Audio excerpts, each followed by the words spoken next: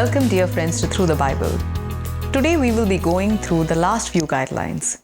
Before we embark on the Bible to understand it, I hope you have been able to restructure your life in a way that will help you to start again energized and able to receive the Word of God. I hope you have a desire that will help you persevere through and retain as much, which will surely help your growth in knowing God. Knowing God truly is not as simple as reading and studying a book. He is known to us when we allow His Word to work in our lives through obedience to what we understand in His Word and believing not only in emotion, but acting on what we understand and applying what is true. Understanding truth is a holistic effort, not only cognitive, but also truth speaks to your will and your emotions. Also, if you value its worth, you will gradually allow your life into its wisdom. So I pray you have a wonderful and an impactful time as you watch and listen to this program. Before that, let's run a quick recap about our study in the last session. We pondered upon another important guideline, which is meditation. Meditation is essential in the walk of a Christian life. One must bring to mind that which he has studied and remember as often the word day and night. When a person happens to be filled by the goodness of the gospel, he or she will reflect and then apply the word, which could be then observed by others in their lives. One must learn to meditate to get into the depth of the word, to know the difference between right and wrong, holy and unholy, for clear discernment. It is true that what we see, hear, and consume becomes a major part of us. Keeping that in mind, one must see that the gospel is given utmost importance because it is a light in our darkness. As a Christian, we must be able to reason and meditate while keeping the Word of God as a standard of reasoning and thinking. Let's continue and discuss other guidelines to know the Bible. Welcome, dear friends. As we move on from understanding meditation to a few more closing points, we pray you will be able to keep your undivided attention as we go through today's study. Fifthly, read what others have written on the scriptures. I know that this is a dangerous rule because many folk depend on what someone else says about the Bible.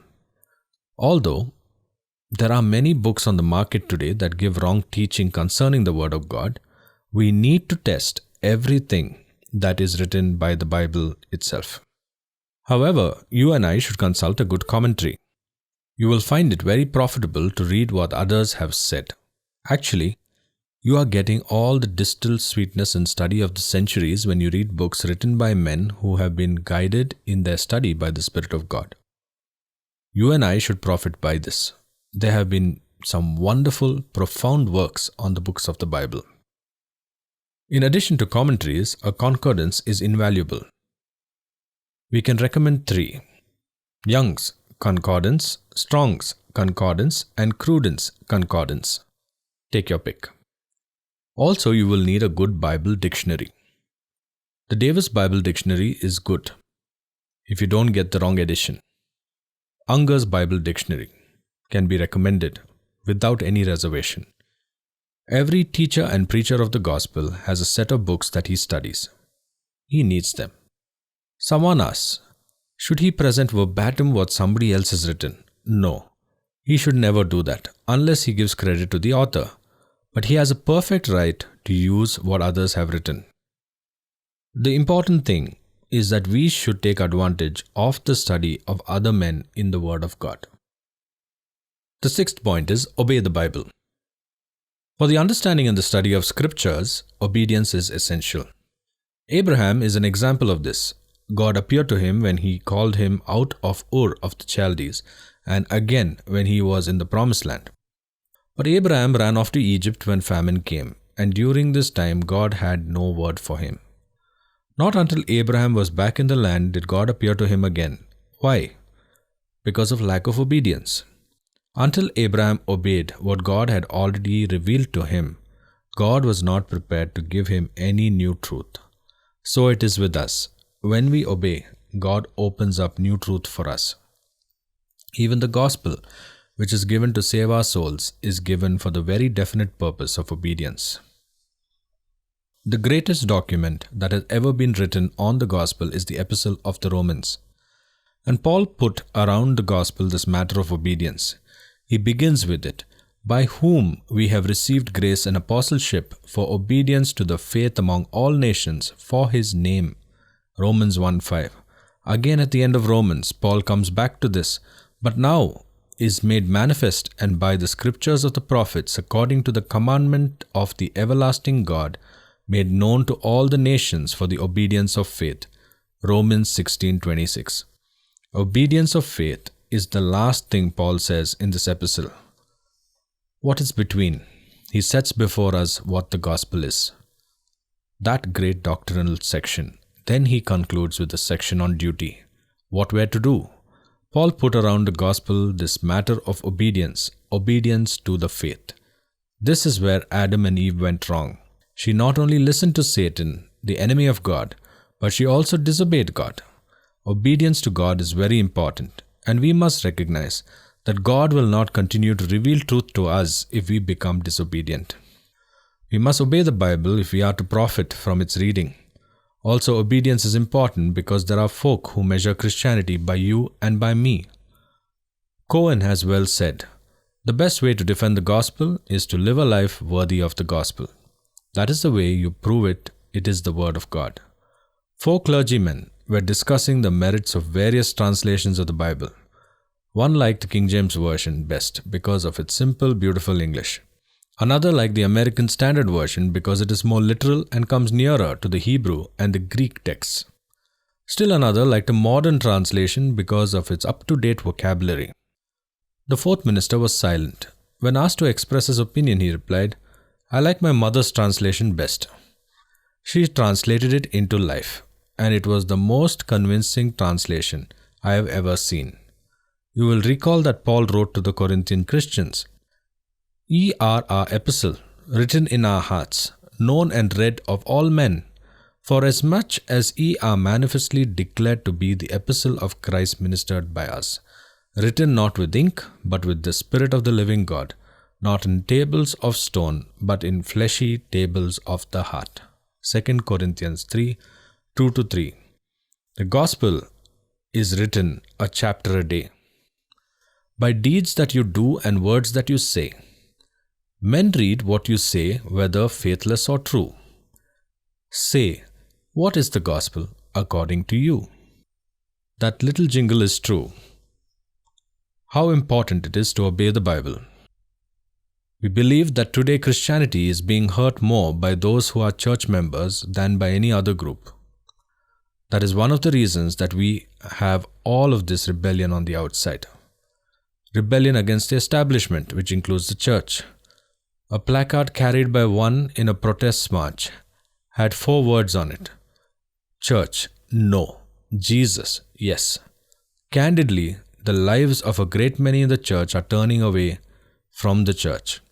A barrister in England years ago was asked why he did not become a Christian. This was his answer. I too might have become a Christian if I had not met so many who said they were Christians. How unfortunate that is. We need to examine our own lives in this connection, how important it is to obey the Word of God. Point number 7. Pass it on to others.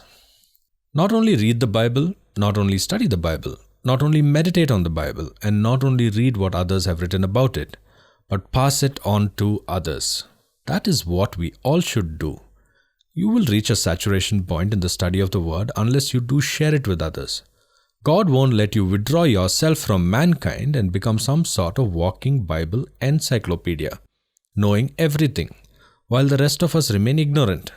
I think that is the reason he said, not forsaking the assembling of ourselves together as the manner of some is, but exhorting one another, and so much the more, as ye see the day approaching. Hebrews 10:25. God has told us to be witnesses.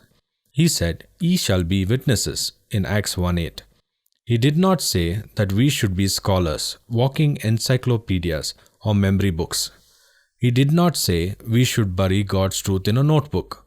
Someone has said that education is a process by which information in the professor's notebook is transferred to the student's notebook without passing through the mind of either. Well, there is a great deal of Bible truth like that. It is not practiced, not shared. We are called to be witnesses today.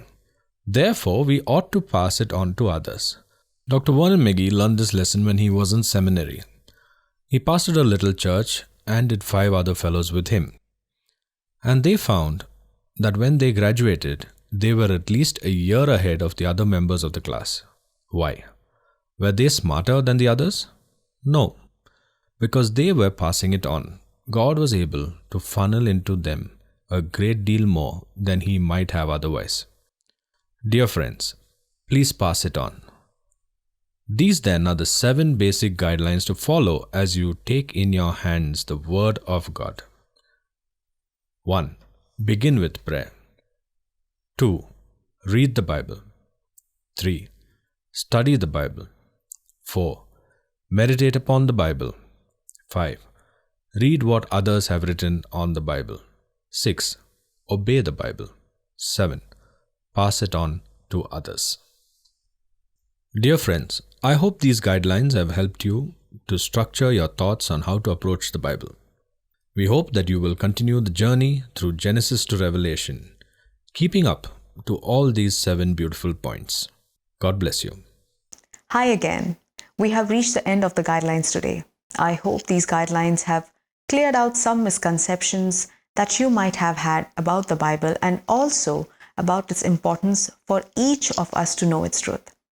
Many are the thoughts that we may have had before we started on this journey, but I hope even as you have successfully reached the end of these guidelines, you would have made a decision to use the knowledge given to you. We hope that you have a wonderful time as you study the Word of God with us.